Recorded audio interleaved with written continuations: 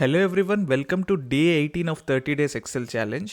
So ఈరోజు ఒక most powerful feature గురించి తెలుసుకుందాం మైక్రోసాఫ్ట్ ఎక్సెల్లో. అండ్ చాలామందికి ఇది తెలుసు, కొంతమందికి ఇది తెలియదు. సో ప్రతిదీ ఎక్సెల్లో మాన్యువల్గా చేయడం కష్టం కాబట్టి మైక్రోసాఫ్ట్ ఎక్సెల్లో ఒక ఫీచర్ ఉంటుంది. చూడండి, హోమ్ ట్యాబ్లోకి వెళ్తే ఇక్కడ యాడ్-ఇన్స్ అని ఒక ఫీచర్ ఉంటుంది. సో ఈ ఫీచర్ ఏంటంటే చిన్న చిన్న యాప్స్ని ఇన్స్టాల్ చేసుకుని, ఎక్స్టెన్షన్స్ ఉంటాయి కదా క్రోమ్లో, సో సిమిలర్ ఫీచర్ అనమాట. సో ఒక చిన్న చిన్న అప్లికేషన్స్ని కానీ యాప్స్ని కానీ ఇన్స్టాల్ చేసుకోవచ్చు. సో నేను ఒక చిన్న ఎగ్జాంపుల్తో, ఒక చిన్న యాడ్-ఇన్తో మీకు అసలు యాడ్-ఇన్స్ అనే కొత్త డైమెన్షన్ని పరిచయం చేస్తాను ఈరోజు. మీకు దానివల్ల చాలా యూజ్ అవుతుంది. సో పెద్ద పెద్ద డేటా అనాలిసిస్లు కానివ్వండి, లేదంటే మంచి మంచి విజువలైజేషన్స్ కానివ్వండి, ఎక్సెల్ ఇన్హరెంట్గా సపోర్ట్ చేయని చార్ట్స్ కానివ్వండి, సో ఇవన్నీ కూడా ఈ యాడ్-ఇన్ ఫీచర్స్లో మనం యాక్టివేట్ చేసుకోవచ్చు అనమాట. సో మీరు ఫస్ట్ ఆఫ్ ఆల్ మీకు ఎగ్జాంపుల్ చూపించడానికి ఒక చిన్న ఒక డేటా సెట్ తెచ్చాను. చూడండి, ఇది ఇంటర్నెట్లో దొరికింది నాకు. సపోజ్ ఇదిగో చూడండి, ఈ కాలంలో నాకు ఎంప్లాయీ ఐడీస్ ఉన్నాయన్నమాట. ఇది ఒక హెచ్ఆర్ డేటా. ఇందులో ఎంప్లాయీ నేమ్ ఉంది, ఇందులో ఎంప్లాయీ టైటిల్ ఉంది, అంటే అతను ఏం చేస్తాడు, తన వర్క్ ఏంటి, అదంతా ఉంది. ఇందులో తన యొక్క మేనేజర్ డీటెయిల్స్ ఉన్నాయి. సపోజ్ చూడండి, ఇక్కడ ప్రత్యేకంగా వాళ్ళ మేనేజర్ పేరు రాయకుండా నేను ఎంప్లాయీ ఐడికి రెఫరెన్స్ ఇచ్చాను. ఫర్ ఎగ్జాంపుల్ మైకిల్ స్కాట్ అనే వ్యక్తి మేనేజరు ఐడి నెంబర్ 1 అనమాట, అంటే ఎవడు ర్యాన్ హోవర్డ్ అనమాట. అలాగే డ్వైట్ అని ఒక వ్యక్తి, అతని మేనేజర్ ఎవడంటే ఐడి 2లో ఉన్నాడు, మైకిల్ స్కాట్ అనమాట. సో అలాగా ఇందులోనే విత్ ఇన్ దిస్ టేబుల్లోనే ఎంప్లాయీ ఐడి యొక్క ఎంప్లాయీ ఐడికి వాళ్ళ మేనేజర్కి ఇన్హెరెంట్గా ఇంటర్నల్గా రెఫరెన్స్లు ఉన్నాయి, ఇన్హెరెంట్గా లింక్స్ ఉన్నాయి. సో ఇప్పుడు నాకేం కావాలంటే ఈ డేటా అంతా కూడా ఒక ఆర్గనైజేషనల్ స్ట్రక్చర్లో నాకు కనపడాలి, అంటే ఒక ఫ్లో చార్ట్ లాగా, ఒక ట్రీ మ్యాప్ లాగా కనపడాలి. సో అది అటువంటిది మనం ఇలా డేటా అంతా సెలెక్ట్ చేసి, మనం ఇలా డేటా అంతా దీన్ని అంతా పిక్ చేసి ఇన్సర్ట్లోకి వెళ్ళామనుకోండి. చూడండి, ఇక్కడ రికమెండెడ్ చార్ట్స్ కొట్టి ఆల్ చార్ట్స్ కొడతాను. నేను అనుకున్న ఆర్గనైజేషనల్ చార్ట్ ఇందులో లేదు. సో అలాంటప్పుడు ఏం చేస్తామంటే ఇక్కడ హోమ్ ట్యాబ్లోకి వెళ్ళి యాడ్-ఇన్స్ ఏమైనా ఉన్నాయో చెక్ చేసుకుంటాం. సో బయట మార్కెట్లో డిఫరెంట్ డెవలపర్స్ యాడ్-ఇన్స్ తయారు చేస్తారు ఎక్సెల్ కోసం. అవి అడిషనల్ యాప్స్ అనమాట. సో ఒక యాడ్-ఇన్ ఉంది, మైక్రోసాఫ్ట్ విజువల్ స్టూడియో అని. సో ఇది చాలా బాగా పనిచేస్తుంది. సో ఈ యాడ్-ఇన్ని ఇన్స్టాల్ చేసుకుందాం. ఫస్ట్ ఆఫ్ ఆల్ అలా క్లిక్ చేస్తే ఇలాగ ఇన్స్టాల్ అవుతుంది అది add-in.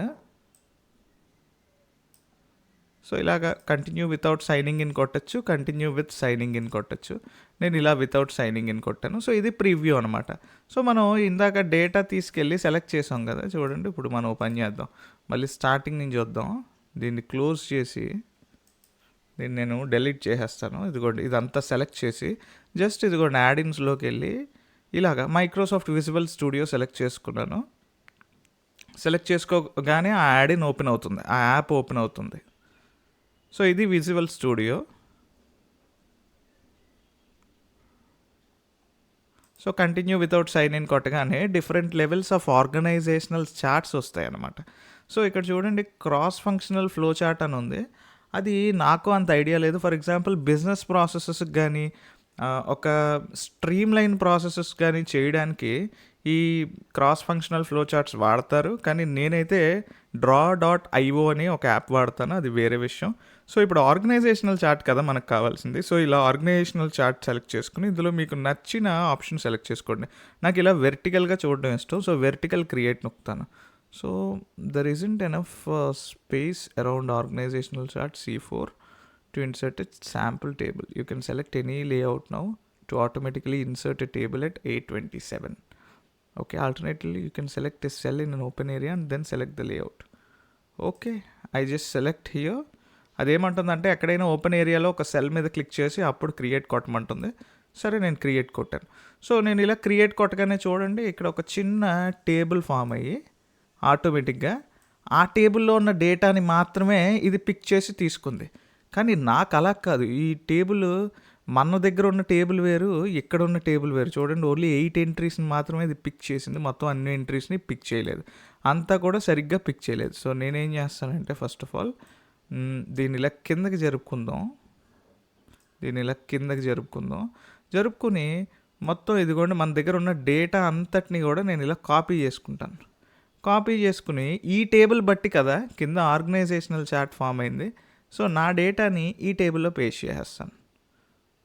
So as simple as that. So paste చేసేటప్పుడు కూడా డిఫరెంట్ ఆప్షన్స్ ఉంటాయి. మనం ఎలా పేస్ట్ చేయాలంటే పేస్ట్ యాజ్ వాల్యూస్ కింద పేస్ట్ చేయాలి. చూడండి నేను మీకు చూపిస్తాను మళ్ళీ. కొంచెం ఇనీషియల్గా ట్రిక్కీగా ఉండొచ్చు, కానీ వన్స్ మీకు అర్థమైతే మటుకు దీన్ని చాలా పవర్ఫుల్ అనాలిసిస్లు మీరు చేసుకోగలరు అనమాట. సో చూడండి ఇక్కడికి వచ్చి రైట్ క్లిక్ ఇచ్చి ఇదిగోండి పేస్ట్ యాజ్ వాల్యూస్ క్లిక్ చేశాను అనుకోండి, ఆ డేటా అంతా ఇక్కడ పేస్ట్ అయిపోతుంది. సో కంట్రోల్ ఎస్ కొడితే సేవ్ అవుద్ది కదా. సో నేను కిందకు వచ్చి చూసుకుంటే నా ఆర్గనైజేషనల్ చార్ట్ అంతా తయారైపోయింది. చూడండి నాకు కావాల్సినట్టు ఆర్గనైజేషనల్ చార్ట్ అంతా ఇచ్చేసింది. సో దీన్ని నేను కాపీ చేసుకుని లేదంటే కట్ చేసుకుని సపరేట్గా ఒక షీట్లో పెట్టుకోవచ్చు. దీన్ని ఇంక్రీజ్ చేసుకోవచ్చు, డిక్రీజ్ చేసుకోవచ్చు సైజ్ని. ఈ వాల్యూస్ని కూడా లోపల జూమ్ ఇన్ చేసుకోవచ్చు, జూమ్ అవుట్ చేసుకోవచ్చు. సో కానీ ఇప్పుడు కూడా చూడండి కొన్నే రిఫ్లెక్ట్ అవుతున్నాయి, మొత్తం అంత డేటా రిఫ్లెక్ట్ అవ్వట్లేదు. నేను రిఫ్రెష్ కొట్టాను అనుకోండి, ఆ టేబుల్లో అప్డేట్ చేసిన డేటా అంతా కూడా డయాగ్రామ్లో రిఫ్లెక్ట్ అయిపోద్ది. సో ఇది చాలా సింపుల్ మెథడ్, మీరు ఒకసారి ట్రై చేయండి, చాలా బాగుంటుంది అనమాట. మీరు మళ్ళీ సెపరేట్ యాప్లోకి వెళ్ళకుండా ఇక్కడే మీరు ఆర్గనైజేషనల్ చార్ట్స్ మీరు క్రియేట్ చేయొచ్చు అనమాట. సో ఇక్కడ ఇంకొన్ని ఆప్షన్స్ ఉంటాయి, అవి ఒకసారి మీరు ట్రై చేయండి. ట్రై చేసి నాకు చెప్పండి ఏమైనా డౌట్స్ ఉంటాయి. ఈ ఎడిట్లోకి వెళ్తే ఏమో ఈ టేబుల్కి తీసుకెళ్తుంది, మీరు ఈ టేబుల్లో ఎడిట్ చేస్తే డయాగ్రామ్లో ఎడిట్ అయిపోతాయి. So okay guys, that's it for today's session. So next మళ్ళీ ఇంకొక ఎక్సెల్ ట్రిక్తో మనం కలుద్దాం.